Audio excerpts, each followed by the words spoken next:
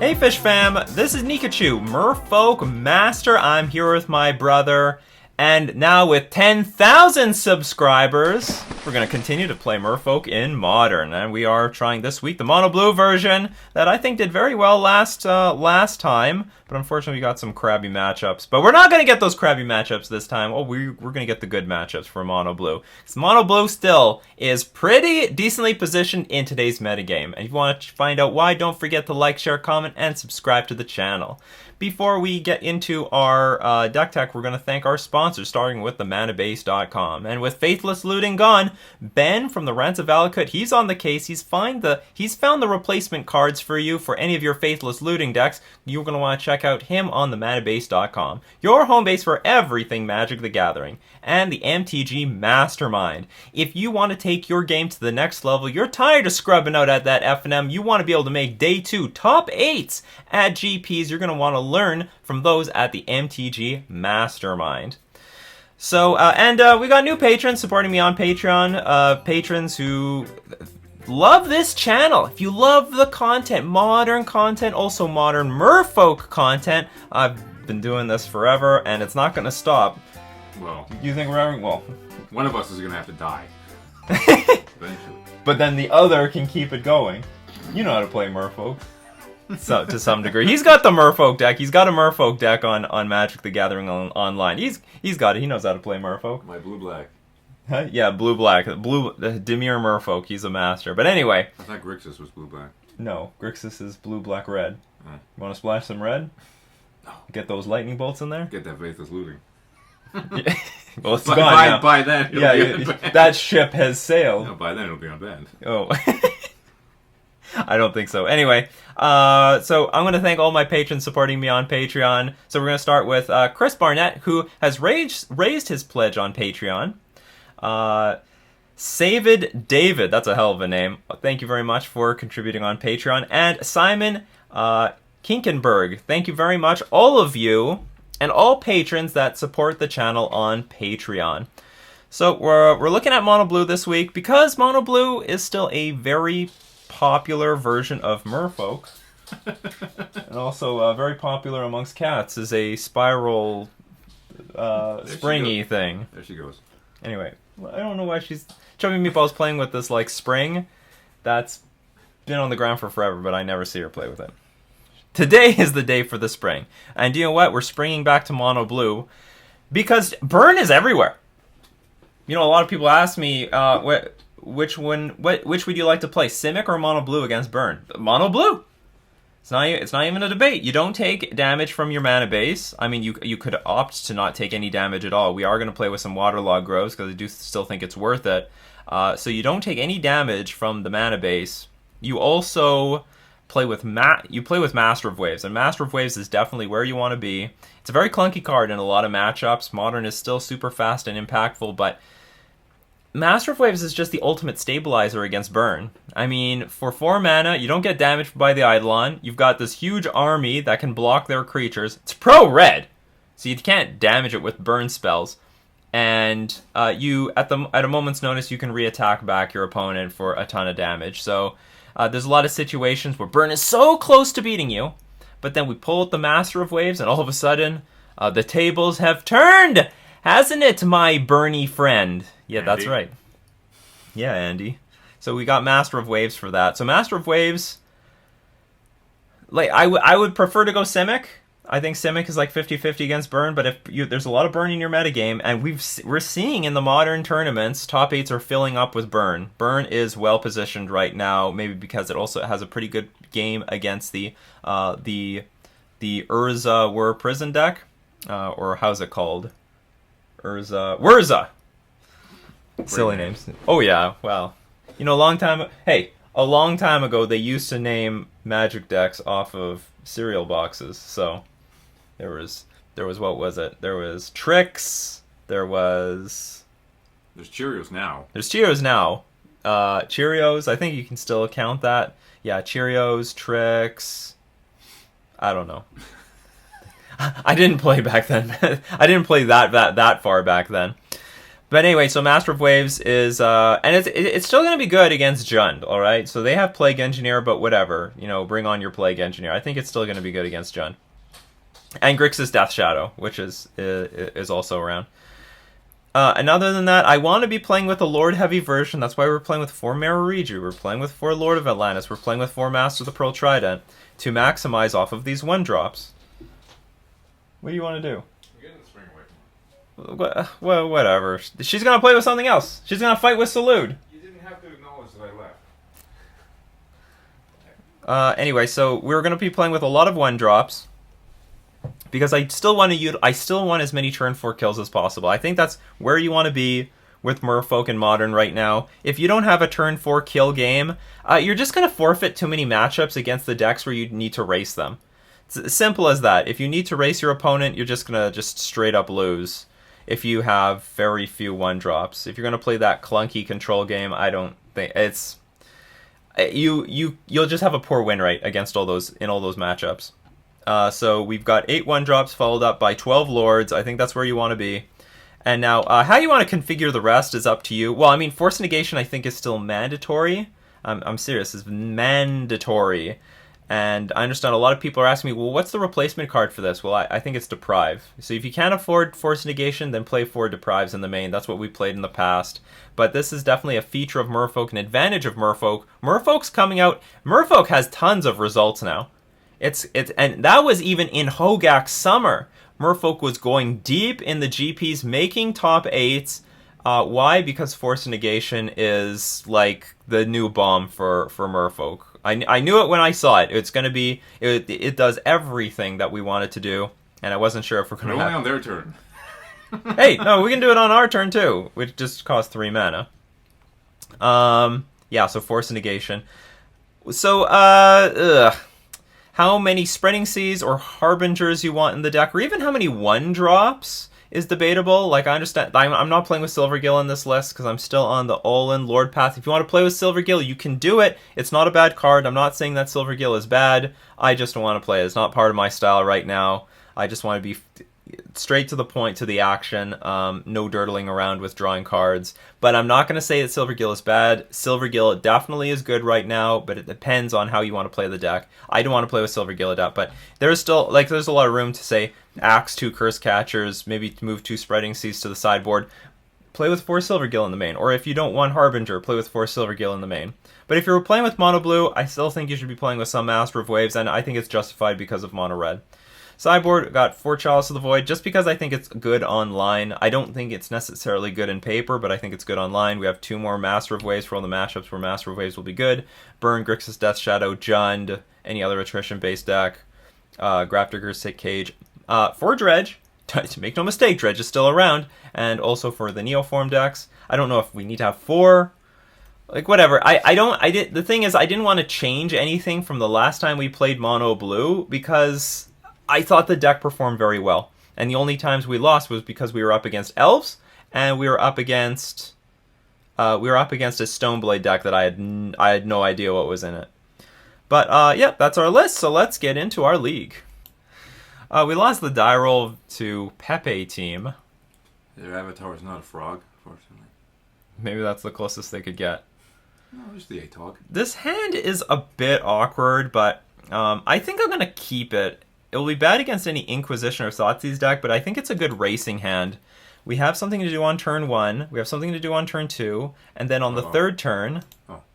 Good. I actually it's think this... mirror. I think this... Oh. It's not the mirror. It's even worse. So we're up against Whirza. It's only getting worse. What do I want to do here? Probably...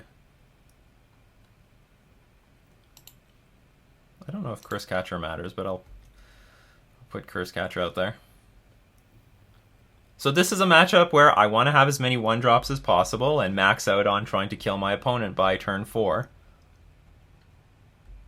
Spellbomb, that sucks. They always have it. I don't know if they always have it, but they do here. So, do you have any mana right now? And I might want to encourage my opponent to blow this, but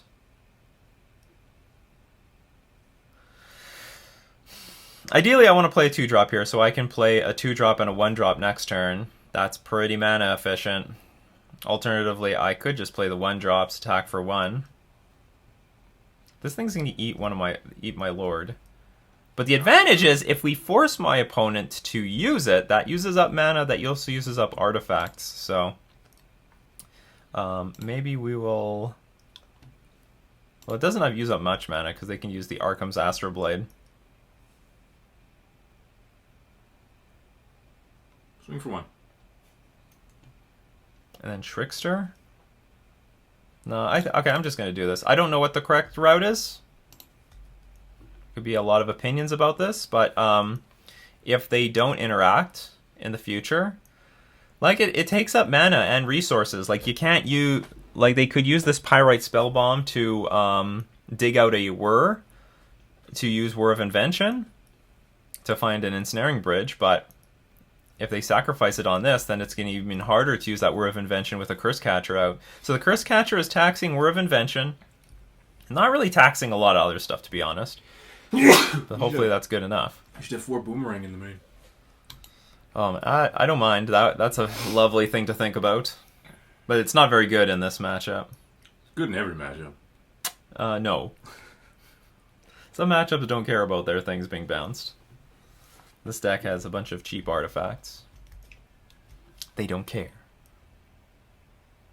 This is going to be a matchup where I'm going to bring in Chalice of the Void and ideally play it on 1. Look at all this stuff for 1. Pyrite Spell Bomb. Astroblades aren't stacking. They're being placed individually across the board. I don't know how they do this. Well, there he goes.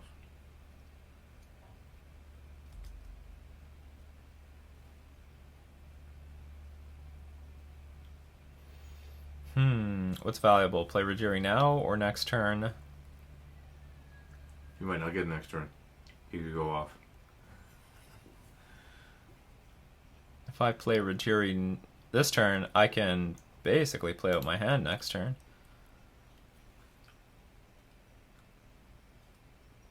But if I play Trickster, Benthic Biomancer here right now, I also play out my hand next turn.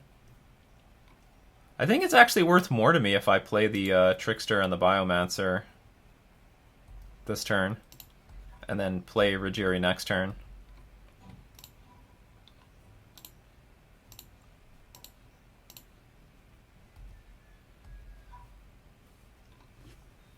Here we go! Goblin Engineer. He's an engineer now. Yeah. Well, this is not good, because they'll look for Ensnaring Bridge. How do I stop this interaction? I probably don't. Sacrifice Curse Catcher. Yes, let's just look for this Ensnaring Bridge. That's a problem. So what I need is... I sort of need to find a Harbinger of the Tides, so I can bounce the Goblin Engineer. Come on! You can adapt. Yes, I can adapt. Is that my only route to victory?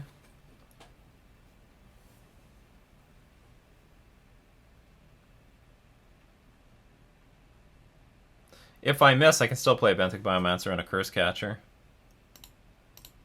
So why not?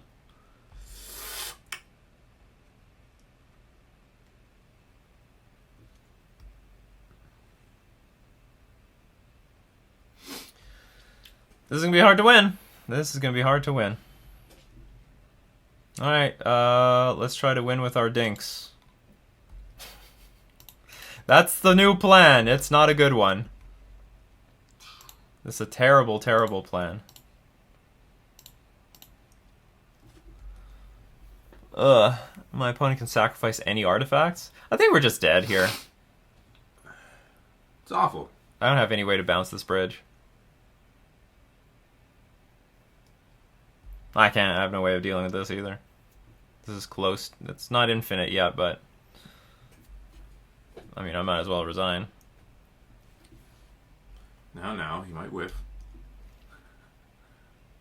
Or whiff on oxygen. I can't do anything here. How much can I attack for? I can attack for 6.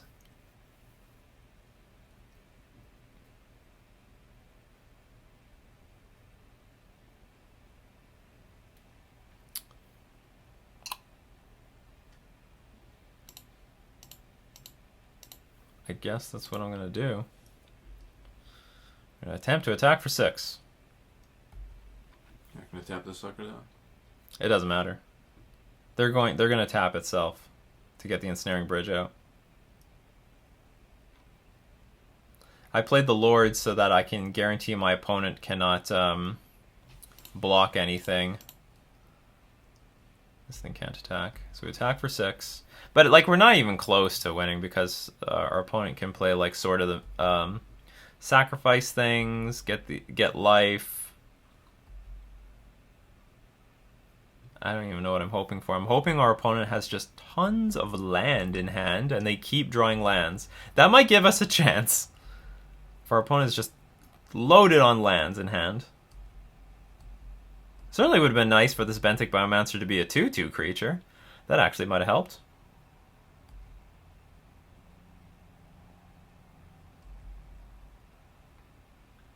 Ugh, and then our opponent can like get the Pyrite Spellbomb too. I'm like just pretty ruined on all angles here. Grixis Whir is one of the decks to beat as well. Or not Grixis Whir, like just the Urza Whir deck. Although it might be Grixis.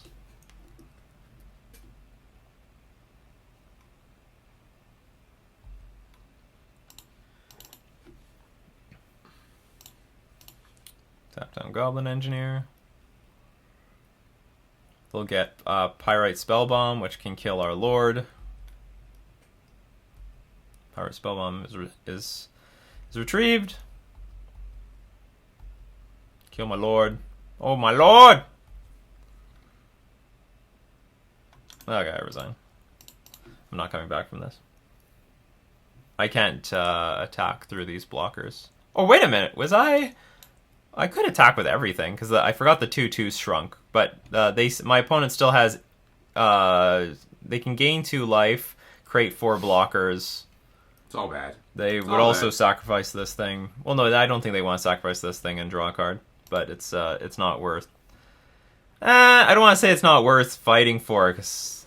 I don't know, maybe in theory if my opponent had like just all lands in hand, it would help. So I think I'm going to bring in all the counter spells. All these counter spells at least.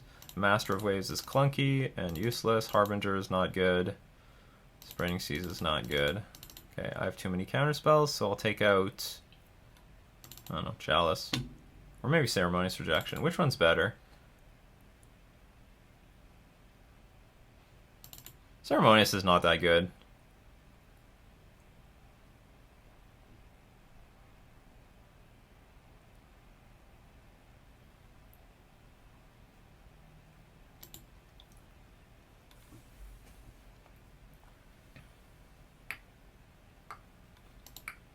Good cards in this matchup? A curve. Good cards in this matchup. That's a terrible hand. This hand's fair. I wish it had interaction, but it's fair. We'll keep this. Put the Cavernous Souls on the bottom. I don't think having uncounterable creatures matter.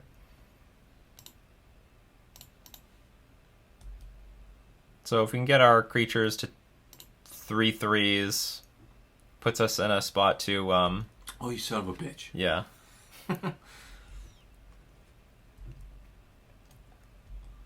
Pirate Spellbomb, that's annoying. Like, well, maybe they can't activate it by next turn, but that's a tall order.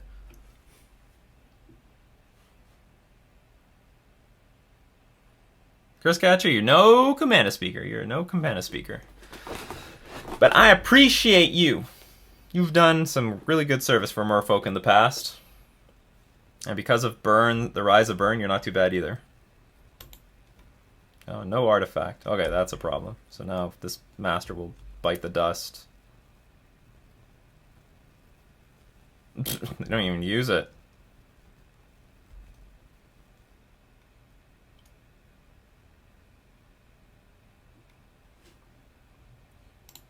Well, that's not good. So we didn't draw any lore. We have drawn no action beyond this, and we're about to lose the Lord of Atlantis.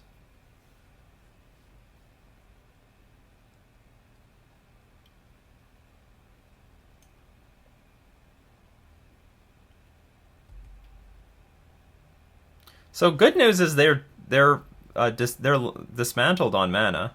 Like Mox Opal is turned off. They've got no more anything else. Oh, you gotta be kidding me. All right, 17 turn clock. Let's go. Let's go.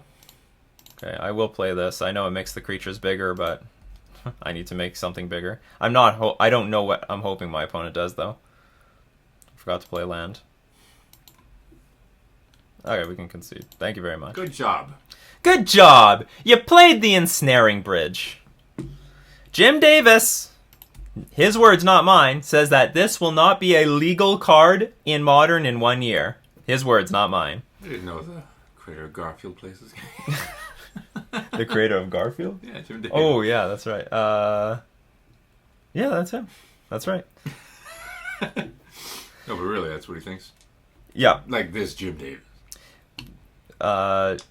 No, there's a magic Jim Davis. Yeah, that's what I'm saying. This is a particular matchup where I would prefer to go Simic because you play Collector Oof. This is offline. This is offline. This is offline, and the Lords would carry us to victory much faster. Instead, like this thing got off. Like we actually have a good hand if they don't interact with the board, but they have too much interaction. Also, it's just a stupid deck in general. It's just a stupid deck in general. That's right. That's right. That's the spirit. In these stupid decks, you be warned. I'm warning you, you stupid decks. If no one has fun playing against you, and these are all no fun cards, oh, you're in trouble. You know, they all laughed when they said that so and so would get banned. Yeah. Look what happened now.